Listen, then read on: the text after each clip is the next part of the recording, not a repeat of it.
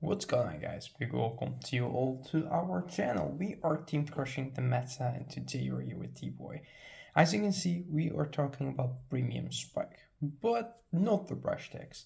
I wanted to put them up there to let you know, guys, that we have different builds when it comes to spike with and premium.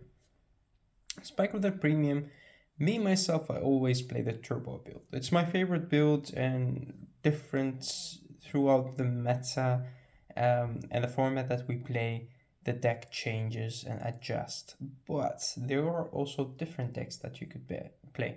And if you guys are interested to seeing those, then let us know in the comment section below and we will be more than happy to help you out.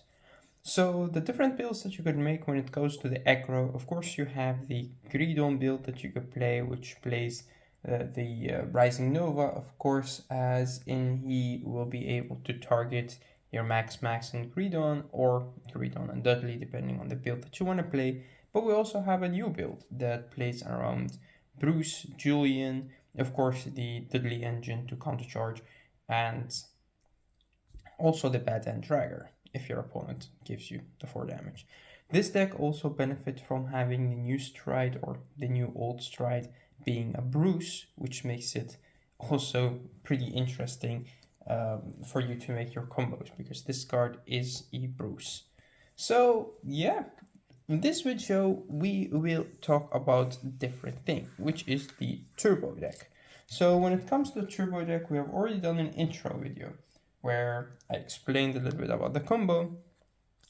I explained also a little bit about how the deck looks like as in a deck profile-ish video.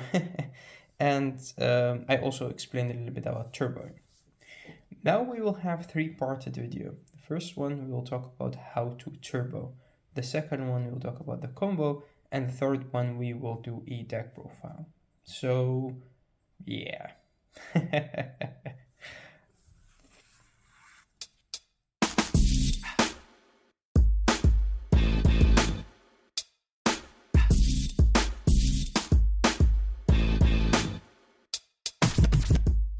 So now we jump into the combo video, right? So we have already done the introduction video, talked about everything.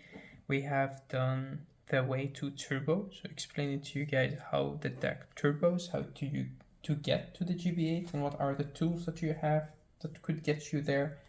Now we talk about the combo itself during the GB8. There is no reason to talk about the combo during the Flash Bruce. I mean, we've already explained that a little bit in the last video. And the same goes with Violence Ace, all about drawing. The Galley right here could help you rush if you want to kill, and could help you draw more cards if you go into cards like these. Put more pressure on your opponent. So that could help you kind of turbo, but not really. Today's video, it's all about the GB8 himself and what happens during that turn. How do you go throughout the combo, right? That's the most important. So if you go first, of course, you will have this face up in your G-Zone. And if you go second, then you will have this face up in your G-Zone most of the time. So these are the 2 cards if you go first or second. And the G-guards, it doesn't matter. You will have 2 of these, and most of the time 3 of these face up in your G-Zone, right? So this is basically how your G-Zone would look like. The only 2 difference between this and this is that if you have them, then you have 1 more Clay Elemental face up in your G-Zone. That's it, that's basically it. But let's say you went first and you have the Flash Bruce in your G-Zone, right? So you have 2 of these, you have 2 flippers, you have 2 Clay Elementals G-guards, and her Aura Hackathon. That's basically it. So 1, 2, 3, 4, 5, 6, 7. That's your G-Zone. With 2 Clay Elementals on portents. Now, how does your field or soul look like? Basically, you have this. You already use your starter, and let's say you ride into her or this, or you have done this in the early game. Your first ride was, of course, the G Rising. Oh, that's Juggernaut. The G Rising that created a double force 1. and the next ride was, let's say, this. So you start your turn, the GB8 turn, with riding into the V rising, right? So now you create another force 1 and a force 2. You put all of them on the same rearguard circle. That's important.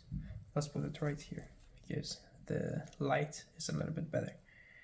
Right, now you stride into your GB8.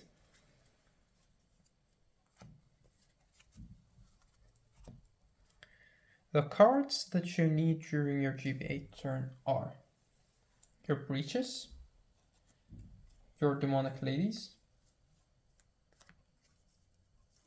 You need to know if your opponent is playing Honoly and they leave it on the field and this card is effective. If not, then there's no reason. Your tears and your skydiver. Those are the cards that you have to keep count on, count off, or know where they are, especially the breaches and the demonic lady. So for now, you have one demonic lady in the soul, one breach in the soul, and one tear in the soul, right? So depending on what cards you have in your hand, if you have both of them in your hand, you could call them to the field. And this is the placement you want them to be on. If not, then that's okay as well, because anything you have in your hand, you could create them with. So it's okay. Let's say, for an example, that you have her, but you don't have a breach in your hand. But maybe you have a Honoly on the field that you left from last turn, right? That could happen. Or whatever you have. If you have Honolys, the Honolys will move to the front row. And let's say, for an example, you have 2 cards in your hand. That's good as well. 2 or 3, 1 could also be effective enough. But if you don't have the breach, then 2 would be perfect. Now, let's explain to you how the combo works. Most of the time, if you go first, then you have more cards in hand. But let's say you only have 2. That's good as well. So what happens right here is you will attack with the Honoly. Then you activate the skill of the GB8, which I will do with... Normally I have a beautiful marker that I do that with. But let's say for now we do it with these. So this is the skill of the GB8. This is the 10k and his red skill that said at the end of the battle that unit that you gave it the skill to attack or boost, you could put it into your soul to draw, to call. So you put it into your soul to call something from your deck, right? So this is how your field would look like. 2 cards on hand, you attack with this first. So this is 6, 16, 26, 36, 46. 2 damage. 46 with 2 damage. That's insane, right? At the end of the battle, the skill of the GB8 will go off. This will go into your soul with 1 card from your hand, and now you will call something from your deck. Now, it's important to call the breach right here, and it's also important to know how much breaches you have left in your deck.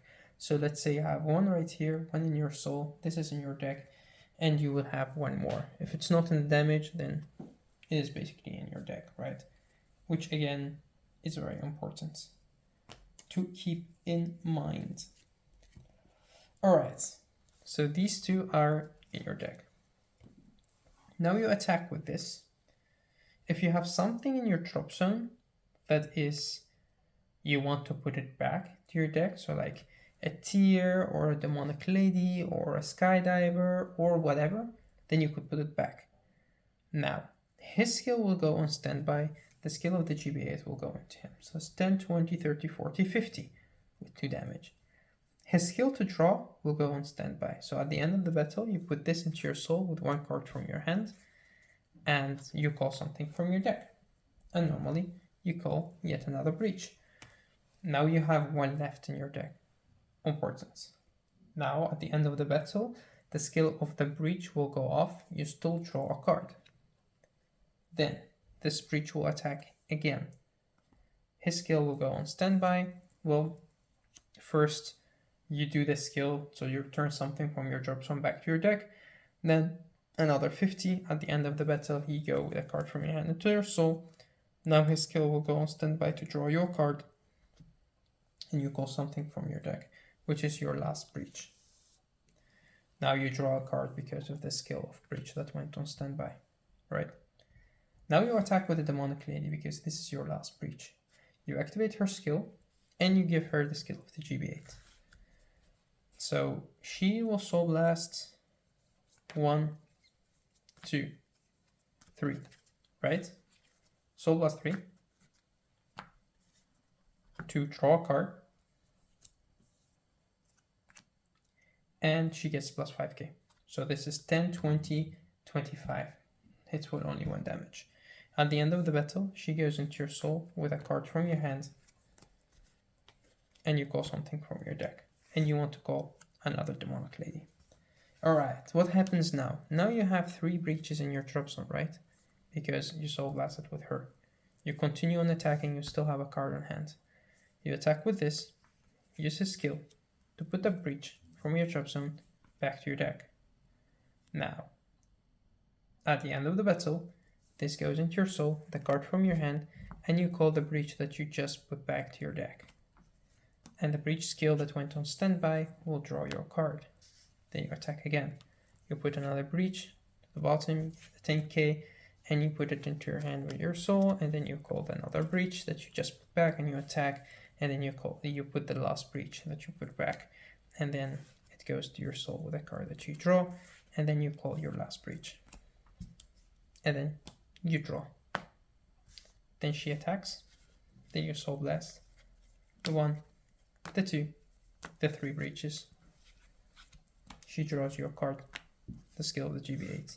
At the end of the battle, this will go to your drop zone, and you call, it goes to your soul with a card from your hand, and you call another copy of her. If you don't have a copy of her left, then you could call something like a skydiver. Then you need to soul blast her. And this continues on and on and on and on and on until you don't have her left in your deck, or until you have no deck left to attack with. And he doesn't even attack. If you play against something like Kagero and Rakami or a Link Joker, then of course the way that this turn will go is different. But basically this is the combo that you do with these two. It's not an infinite combo. You could misplay very easy. It depends on how many cards you have in your hand and how many cards you have in your deck. Depending on how many breaches you have in your deck, that you don't lose all of them in the early game or the mid game.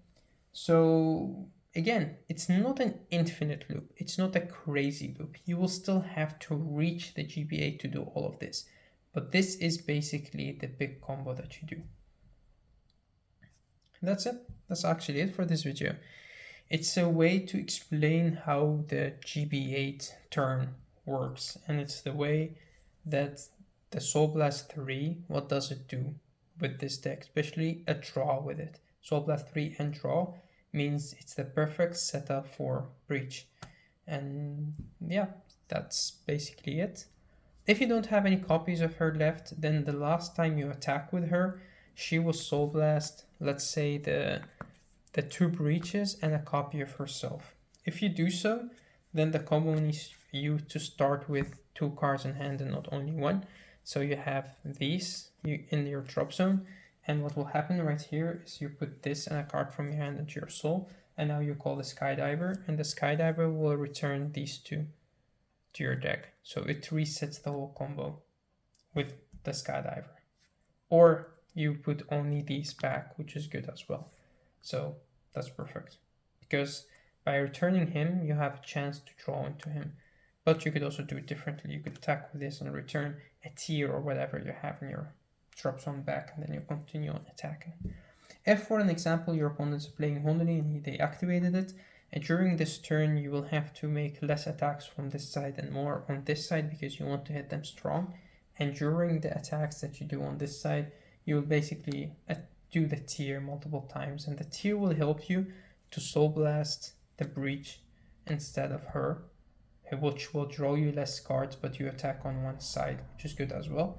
and with that you will countercharge to make more attacks, and that is also one of the ways to play around E tier. I mean Honoly. So yeah, if they already activated by removing it from the game. But that's actually it. I hope that you guys enjoyed this video, and again, I hope that you learned something from it. If you have any questions, let me know in the comment section below or contact me on Facebook.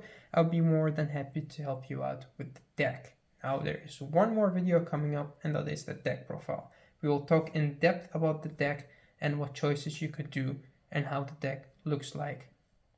Thank you again for watching. Thank you for tuning in to our channel, and we will see you next video. So till next time.